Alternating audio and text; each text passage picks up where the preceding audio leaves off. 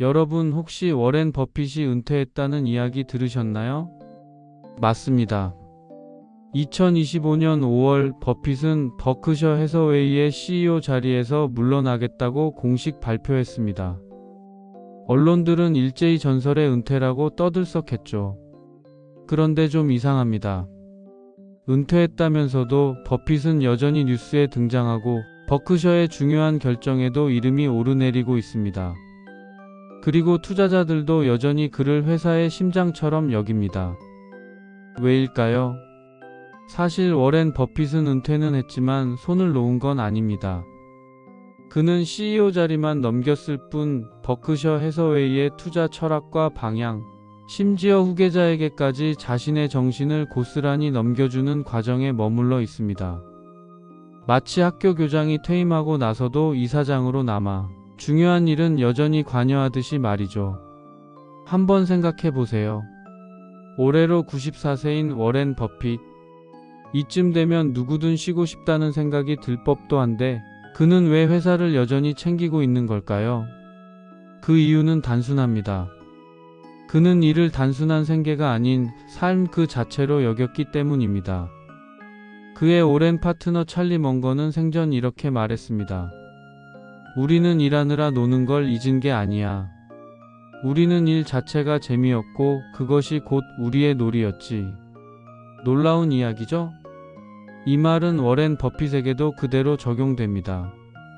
94세가 되도록 매일 아침 신문을 정독하고 기업 분석을 멈추지 않으며 투자를 통해 세상을 더 나은 방향으로 끌고 가는 걸 진심으로 즐깁니다. 버핏은 인터뷰에서 종종 이렇게 말했습니다. 내가 좋아하는 일을 좋아하는 사람들과 의미 있는 방식으로 한다면 그게 바로 성공이고 행복이다. 이 말 우리에게도 중요한 메시지를 주지 않나요? 많은 사람들이 은퇴를 끝이라고 생각합니다. 하지만 워렌 버핏은 달랐습니다. 그에게 은퇴는 역할을 바꾸는 것일 뿐 자신의 정체성과 열정을 내려놓는 일이 아니었습니다. 생각해 보세요. 우리는 은퇴하면 뭘 하며 살아갈까요? 이미 은퇴하셨다면 뭘 하며 하루를 지내시나요? TV만 보다 하루를 보내는 걸 원하시나요? 아니면 내가 좋아하던 일을 조금 다른 방식으로라도 계속 이어가는 삶을 원하시나요? 워렌 버핏은 은퇴 후에도 지속 가능한 의미 있는 일이 노년의 가장 강력한 활력소가 될 수 있음을 몸소 보여주고 있는 셈입니다. 혹시 이런 분들도 계실 거예요. 나는 워렌 버핏이 아니잖아. 나는 가진 것도 없고 배운 것도 없고. 그런데 꼭 주식 투자자가 아니어도 괜찮습니다. 내가 평생 해오던 것 중에서 누군가에게 도움이 될 수 있는 일을 다시 꺼내보는 것만으로도 충분한 시작이 될 수 있습니다. 어떤 분은 이런 말씀을 하셨어요. 젊을 땐 돈 벌려고 일했는데 나이 들어서는 살아있는 느낌을 위해 일하고 싶더라. 워렌 버핏이 우리에게 말해주는 건 딱 그거예요. 일은 생계만을 위한 게 아니라 존재감을 지키는 도구라는 것이죠. 버핏의 은퇴 선언은 단지 나이 들어서 물러났다는 이야기가 아닙니다. 그는 일하는 방식을 유연하게 바꾼 것일 뿐 자신의 열정은 끝까지 놓지 않았습니다. 그는 94세에도 여전히 새로운 아이디어를 보고 싶다고 말하고 사람들과 의미 있는 대화를 나누고 싶다고 말합니다.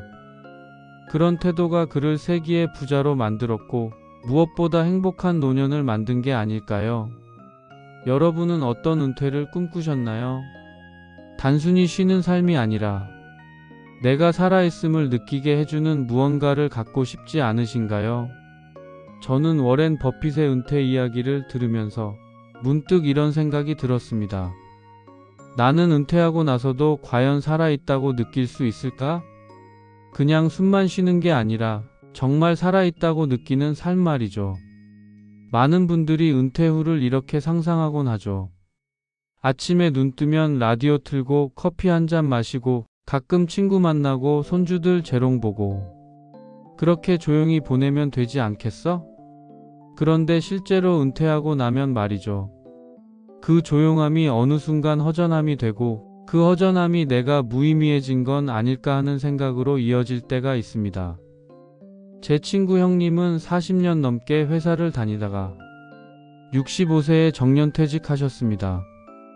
퇴직하던 날 직원들이 박수 쳐주고 꽃다발까지 받으며 퇴근했대요. 그런데 딱 일주일 지나고 TV만 보고 있던 형님이 갑자기 한마디 하셨답니다.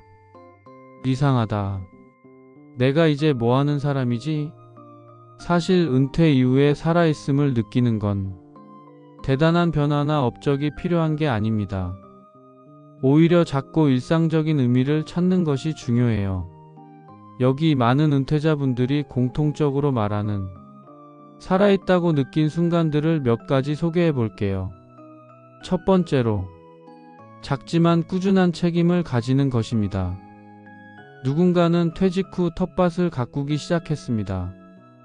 상추, 깻잎, 토마토 몇 줄 심고 하루 한 번 물 주는 게 전부였는데 신기하게도 매일이 새로웠다고 합니다. 그날 상추에 나는 변화가 내가 무언가를 돌보고 있다는 느낌을 줬다고요. 두 번째로 새로운 걸 배우는 용기입니다. 또 어떤 분은 64세에 처음으로 컴퓨터 학원에 등록하셨어요.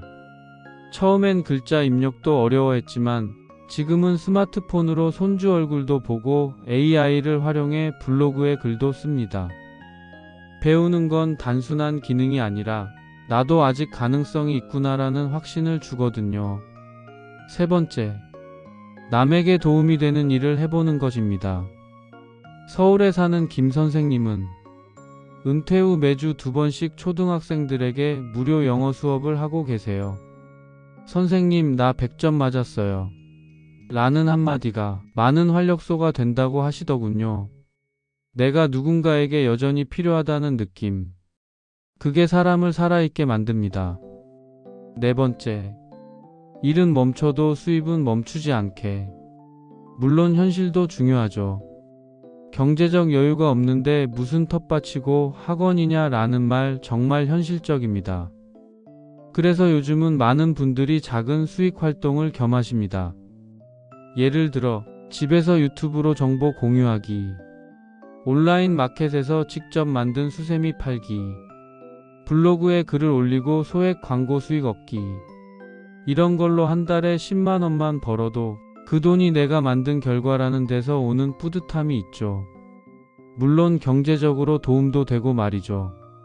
다섯 번째는 나만의 이름표를 다시 만들어 보는 것입니다. 직장 다닐 땐 이 부장 박 이사였는데 은퇴하고 나면 그 이름표가 사라지죠. 그때 필요한 건 내가 진짜 누구인지 다시 찾는 겁니다. 책을 쓰는 사람, 동네에서 김치를 잘 담그는 사람, 매일 아침 걷는 동네 걷기 대장, 혹은 손주들 사이에서 가장 인기 많은 이야기꾼. 이런 이름표들이 우리를 존재감 있게 만들어줍니다. 그리고 나 자신을 이해하는 시간 갖기도 중요합니다. 바쁘게 살 땐 미뤄뒀던 내 감정들, 내가 뭘 좋아하고 뭘 싫어하는지, 무엇에 감동하고 무엇에 화가 나는지, 그 모든 걸 마주하고 진짜 나와 대화하는 시간을 가질 수 있는 게 은퇴 후 삶의 가장 큰 특권 아닐까요? 선생님들, 은퇴는 삶의 끝이 아니라 새로운 시작이라고 말합니다. 중요한 건 그 시작을 그냥 두지 않고 내가 손에 쥐고 움직여야 한다는 것입니다. 그 첫걸음은 아주 작아도 됩니다. 손에 물조리개를 드는 것, 동네 도서관에서 책을 한 권 빌리는 것, 혹은 유튜브에서 나도 뭘 할 수 있을까 하며 이 영상을 보는 것부터 말이죠. 워렌 버핏은 이렇게 말했습니다. 좋아하는 일을 좋아하는 사람들과 함께하는 삶이 가장 값진 인생이다. 당신은 은퇴 후 어떤 하루를 살고 싶으신가요? 당신이 살아있다고 느낄 수 있는 은퇴가 무엇인지 댓글에 남겨 다른 분들과 공유해 보세요. 이 작은 나눔도 곧 새로운 즐거움입니다. 지금까지 시청해 주셔서 감사합니다. 조금이나마 도움이 되셨다면 좋아요 버튼과 구독 버튼 한번 눌러주세요. 영상 제작에 많은 도움이 됩니다. 그리고 다음 영상으로 추천해 주실 주제가 있으시면 댓글에 남겨주세요. 다음번 영상 주제로 다루어 보겠습니다. 오늘도 행복한 하루 되세요. 감사합니다.